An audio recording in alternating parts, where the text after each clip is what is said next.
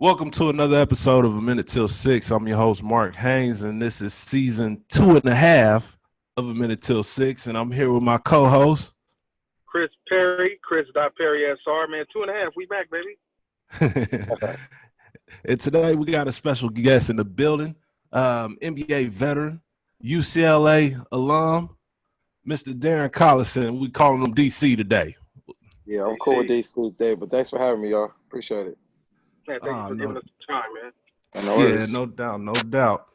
Hey, so we want to start. We usually like to start in the beginning, and we know you from the Los Angeles area, Rancho Cucamonga, I believe.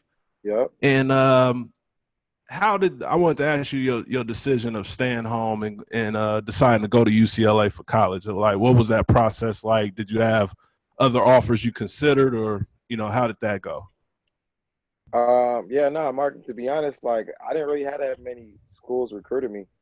For whatever reason, it was my size or whatnot, but I always told myself the first school that recruited me, I was just gonna just sign with them. What happened was that San Diego State was actually the first school to recruit me and give me a scholarship. So when I went on campus, I pretty much told my folks, I was like, yeah, it's a school that I want to go to. I didn't want to even look at no other schools. But then, UCLA came in the picture and like all that went out the window. So it's literally like 45 minutes down the street, from where I originally grew up. So it's like a no-brainer. You're talking about one of the best universities in California, something that you just can't pass up. Absolutely, man. But yeah, like you said, UCLA come knock on the door, you have to listen to that, man.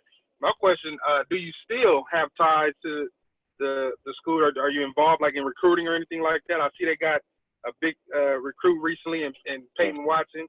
Yep. Are you involved in anything like that to this day? For sure. I mean, I think it's a brotherhood now. Anybody that's like associated with UCLA, we all in this together. We still talk to this day, and like even for the the coaches that are at the school, and even though there's so many different coaches that come through in and out every year, they still reach out to us to try to help them out with some players and stuff. And it's still a brotherhood. You know what I mean? We keep it like within the family, and it's been good thus far. And like you said, it's a brotherhood at UCLA, and you guys, stay tight. And I see a lot of UCLA guys, still doing things together. When your senior year, when you entered the draft, and you and Drew Holiday went, was that ever something you kind of, you guys kind of thought about? Like, obviously, you knew you had a real shot and you were going. But did you ever think about, like, two guards on the same team, going out the same year in the first round? And I think he was 17. You was 21st pick. Yeah. What was that like for you? I mean, it was a pleasure. First of all, just getting drafted, is a blessing. You spend your whole life working, to get to the biggest stage of your career. Not many people can say that they got to that point. So that was a blessing in itself. And then, when you get drafted with one of your teammates that you played with, it just makes it that much more exciting. You're kind of happy for each other. You're interested to see, how he'll do, with his team and vice versa. So for me personally, it was just all about excitement, throughout the whole time. Right. Nice. But then you guys are drafted. You go to the New Orleans Hornets. Yep. And you played behind Chris Paul at that time, and then another time later in your career with the Clippers. What was that relationship like, playing behind him, learning from him? Or I'm sure you guys have a friendship, a brotherhood as well, for playing together for so many years. Can you talk to us about that? Yeah, CP, like, to be honest, like, Chris has been a mentor throughout my whole entire career. Like, I kind of just observed and study, like, his movements on and off the court. You're talking about one of the best point guards to, ever play this game, a Hall of Fame player. And, like, there's no other feeling like being behind that type of leadership, on and off the court. So to me, it was a blessing for me because I got a chance to be under that early on in my career. And I kind of instilled some of the things that he did, in my career. So, we still talk to this day. He's still helping out. Even to this day, he still wants to help out in any way he can. That's just a type of player and person he is. He loves basketball. He loves hoop.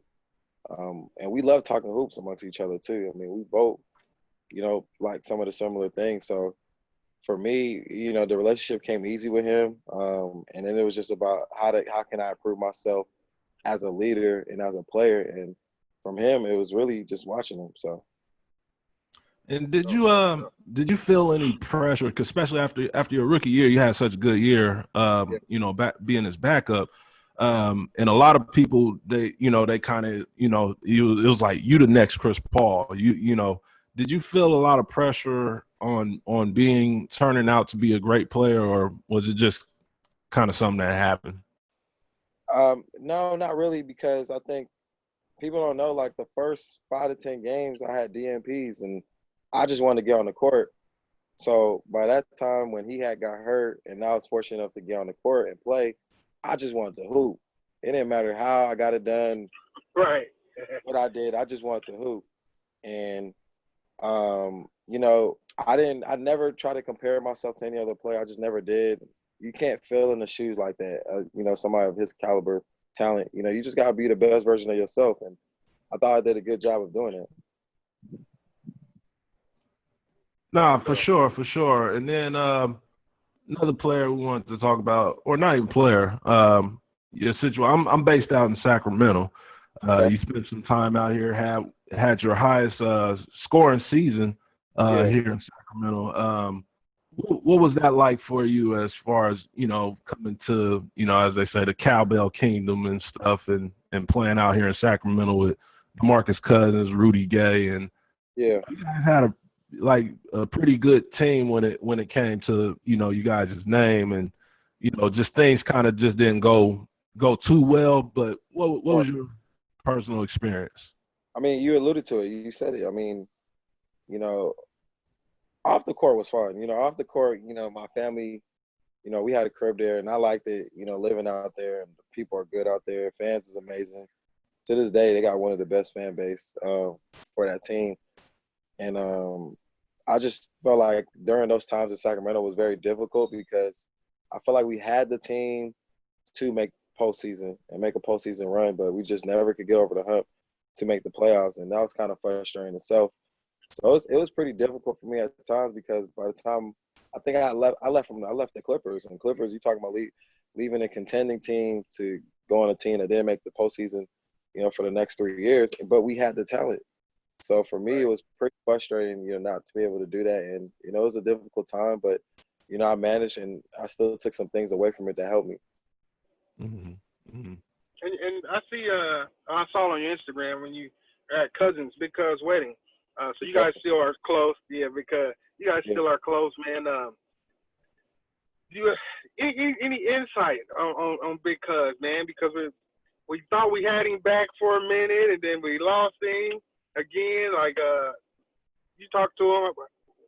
What you got here, man?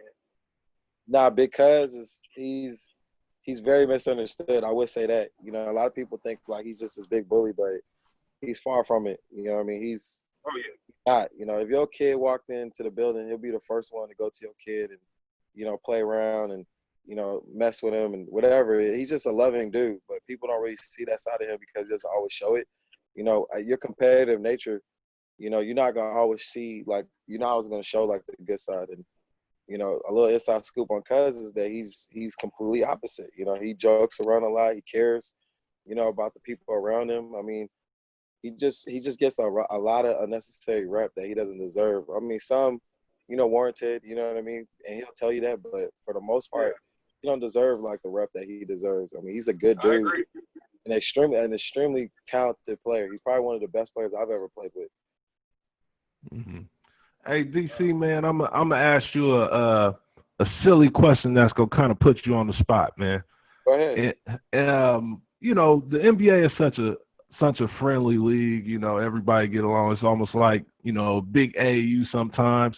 But I wanted to know, is there, throughout your career, has it been a player that you just didn't like? To be honest, I didn't like anybody on the court besides my teammates. Yeah, I didn't come from the old school era, but I think, like, when I first came into the league, it wasn't cool to shake, your opponent or the competitor's hands. Nowadays you see it more often. Yeah. But when I first came to the league, that just wasn't cool. And chopping it up before the game and, you about to play, I'm like, nah, my mentality was like, look, like if you not wearing the same jersey as me, I don't like you. I don't want to rock with you. I don't want to talk to you before the game. We may say what's up after the game, but, it's an 8-2 game season. We're going to play again. So I didn't want to see you then or after. You know what I mean? So if it was the off season, maybe, but even in the off season, I didn't want to see nobody. You know what I mean? Because I was so focused on trying to win a championship. And to me, I just felt like if you befriended somebody or be cool with somebody, it may take the edge of what you're trying to accomplish. But I don't think all that, is necessarily true. The older I get, it don't really matter, who you befriend. You start getting more mature and realizing, like, what you do on the court is what you do on the court. That stuff doesn't affect anything else. Man, that's real. And I just heard you say championship. So now it took me back real quick. If you don't mind, I got to ask you another question. Yeah. Earlier this year, February, you're looking at possibly coming out of retirement. Yeah. You have two teams you're looking at, and they're both battling for you, both championship contenders. Yeah. I'm not going to ask you which team is better. I'm going to ask you who's your finals prediction? Who's the last two teams you see in the finals this year? Oh man, I think it's going to come down to either. I think it's going to come down. It's tough, man. Lakers or Clippers. I go back and forth. Like, yeah. Those, I want to say the Clippers because of their team and their depth, but then you can't underestimate what Bron could do in the postseason. So I'm gonna go either or. You know what I mean? Like there's just no way of knowing right now because one has one of the greatest players of all time, and you can't. The stuff that he does in the postseason is crazy. And then there's another team that just has like all the weapons, from the first unit to the second unit. So it's gonna be interesting to see who falls or who wins the championship. And DC, I'm a piggyback on that question, and I'm digging in you a little bit. But what could you tell me about like that process in February with the Lakers and Clippers, and I'm sure those other teams trying to get you as well. But with those two teams, what went into your decision on deciding to stay retired? I mean, to keep it 100, they overhyped the whole thing. Like I wasn't even thinking about coming back. Like I actually just came to the game to watch, one of my good friends on the Houston, I was playing for Houston, Russ, he was playing the Lakers at the time. And I just wanted to come watch the game as a fan. I think we spend so much time as players, like playing the game, but we don't realize the appreciation from it outside looking in. So that was my only opportunity to go to the games and try to enjoy that aspect of the game and watch it from a fan perspective. When I went, it just so happened that they made this hoopla about me trying to play for the Lakers, and they made it a big deal. But there was not one time was I thinking about coming back because, mentally I just wasn't in that right frame of mind. I'm still trying to work some things out in my life and trying to help the youth out too as well. So, I always felt like, after this season, I'll assess everything else. But, this season I just never thought about coming back. And has one more real quick, Chris. Has since the bubble and everything, the part 2 of the season, has any teams reached out to you again since then, or they kind of left you alone? Yeah, no, there's still teams that still reach out to my agent. You know what I mean? They let me know and they respect like, my space and, what I'm trying to do for myself. And, if that time is needed, you know what I mean, or warranted, then, I'll come back. But, I'm still young, you know what I mean? I still stay in the gym. I still work out. I still do what I need to do for myself physically. So, I mean, when that time is right, it'll be there. Awesome. Sure. I'm curious about the family perspective. How did coming to that decision? How did that affect your family or anything? Coming to the decision to retire, was that something you talked about, or was that something you made decisions on your own, or? Yeah, I mean that was just something that I thought about for a while. I mean, a lot of people. I mean, I'm sure they'll know, but like we don't really see our family like that throughout the season. And it's tough. Right. It takes your significant other, your kids, whatever so may be. And, I feel like 10 years was a good enough time for me to take a step back. It just so happened that, when I did stop playing, like my two hometown teams were contending teams, and that Right, made it difficult, you know what I mean, to make the decision. But in terms of like spending more time with your kids, like it's just no other feeling. There's no better feeling to do that. Not to touch on like anything with Kobe Bryant, but you see the time that he had with his family, you know what I mean? And just that little bit of time, he tried to make a much of an impact, and then he's being taken away from his family. You know what I'm saying? So I just want to always be in a position where I'm home, like with my son, and I'm able to make an impact on him instead of being away for so long. So this is this decision that I made.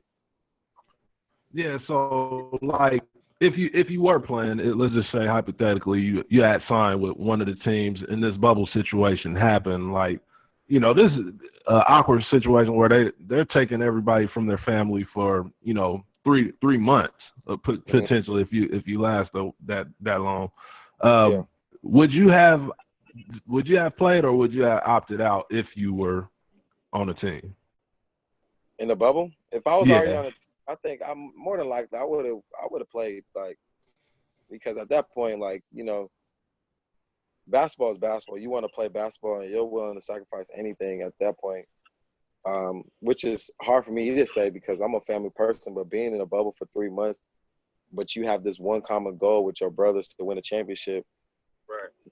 you go for it. You know what I'm saying? So I think if I was already on the team, I would have went to the bubble and I would have played. You know what I'm saying? So.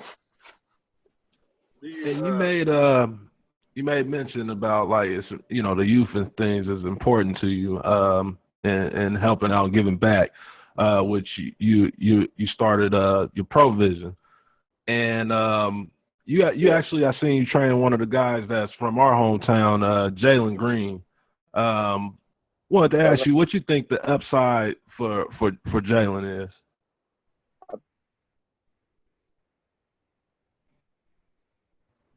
Long, lanky, like he has the height, the athleticism. He can shoot. He's a good kid, very humble. He can play. He can be a good two-way player too. So, and his work ethic is amazing. So you look at all those things that I said; those are all the qualities of a superstar player to me.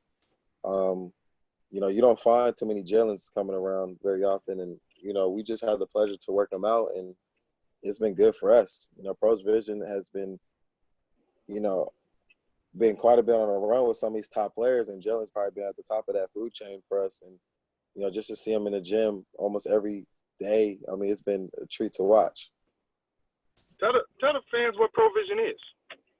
Pros Vision is a training company that my friends and I, we came up with, and it's an interactive training where, most trainers that you'll see, no knock on other trainers, they'll just pass you the ball and you shoot, and that's pretty much like the workout. Well, we try to play defense. We try to watch film. We try to put you in read situations where like it makes your job easier from the practice, court onto the game.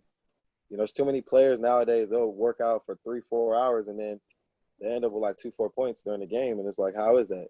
You know what I'm saying? So either you're not working on the right things, you're not being efficient, or you're not understanding the game at a high level to be effective during the game. So we try to do a little bit of all that with our experience that we have, from the league or some guys that work with me that play professional overseas. So it's fun. Nice. And back to more current things in the bubble and stuff. What do you think overall of how they put everything together, the NBA? Do you think they did a good job? We've seen the pictures of food and things like that, but yeah. What do you think about it as a whole? I think the NBA's done a great job. I mean, I think the last report that they came out, they said it was 0 players tested, negative for the coronavirus. So I mean, they're doing something right. Being able to keep them in one area and having everybody stay safe and compete, and it's giving us some content. I think the only, I guess you want to say, knock or whatever is, they were playing at a time where, I guess they were, we were gaining momentum and making changes, in the society. So, Right. I mean, I know those guys, they want changes, but at the end of the day, they love basketball. They love to hoop. You know what I'm saying? So they're trying to do both, and I think they're doing a good job. Mm-hmm. Nice. I want to go back to Provision real quick, and I'm curious. Do you feel like you have a future in coaching?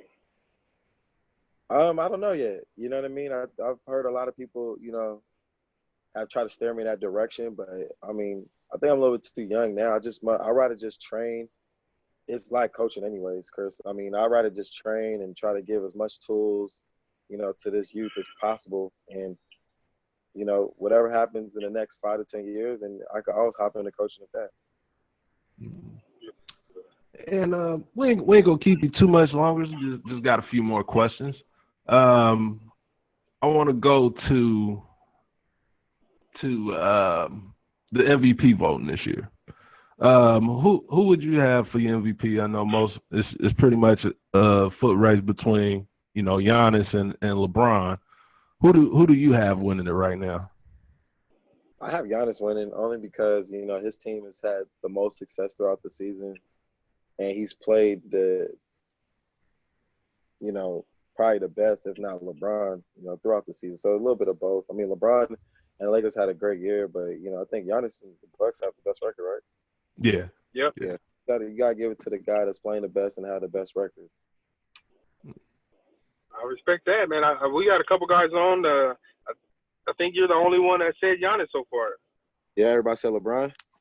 Yeah. Mm-hmm. Yeah, I wouldn't be mad if LeBron wins it. I mean, it's gonna be tough, man. I mean, I wish they can go back to the days where they do co-MVP because, if they do co-MVP, I don't think nobody will argue that LeBron and Giannis gets together. Right. Not at all. I sure wouldn't.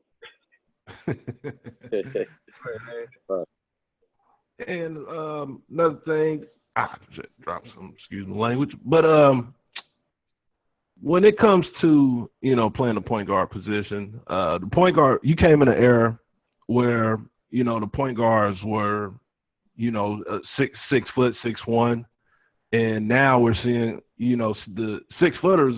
Them guys are small. You're a small guy now. Do you think that eventually the league is going to kind of try to weed the smaller guys out? Not try, but just how things are growing. Guys are being a lot taller and bigger and stuff. What are your thoughts on like this new positionless basketball? I like it. I mean, it's showing that the game is changing. The game is evolving more. But to me, I think it's just going to be in circles. So, these last 5 years and these next 5 to 10 years is about big guards. I think it may go back to small guards. You know what I mean? You just never know. Everybody has something about their game that makes them have an advantage. So if you're a big guard, you're big, and you can do so many unique things. If you're a small guard, you may be quick. But the one thing for sure is that you better be able to know how to shoot. So if you can shoot the ball at an extremely high level, it don't matter if you're a big or small guard, you're going to have some impact on the game. And, I mean, like I said, the game is going to go in flurries. It's going to fluctuate. But, it's all basketball. Nice. Usually we ask every guest this, and it's usually Mark's question. It's his favorite question to ask, but it's my turn right now. But I want to ask your Mount Rushmore for the NBA. Who is your top 4 all time? All time? Yeah. I'm going to go with Jordan, Bron, and I'm obviously gonna go with guys that I've seen play. Like I know there's some other guys, but I never seen all these other play. Like Kareem, I know everybody want to put him up there, but I never seen him play like that. You know what I'm saying? And Magic Johnson's another person I want to put in there. And actually, I've seen enough of him on the highlights, so I'm gonna put him in anyway. So I'm gonna go with Jordan. Magic did like a lot of like highlights and stuff. LeBron, and my last one will probably be Tim Duncan. Ooh, I like that. New entry right there. I mean, he's a guy, man. He's super underappreciated. Like when you look at his accolades and stuff, like he has everything to be right there. Yeah, no, he has everything that, you know, some of these top players that we mentioned have, if not more. He has more rings than a lot of these players. And I just like his leadership too, like his ability to, you know, he was a humble leader. You know what I'm saying? Like he wasn't out there, you know, showing off, and, you know, he wasn't arrogant. Like he was a humble leader. You know what I'm saying? And he really cared about his teammates, and he got it done the way he got it done. And being that you're retired for the moment, is there any player that you've seen in your career or playing now that you would like to play or you would have liked to play with? Bron. Yeah, now Bron is somebody that I've competed against so many times, and I would like to play with him, but just from his IQ standpoint, like his ability to, like, you know, see the game at a higher level than most people. Not everybody. He probably has one of the best IQ, if not the best in the game right now.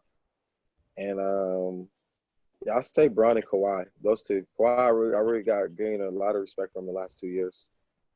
Gotcha. Nice. Yeah, I mean, we hear about LeBron's IQ level a lot from a lot of the NBA players. I think if anybody would know, you guys would know.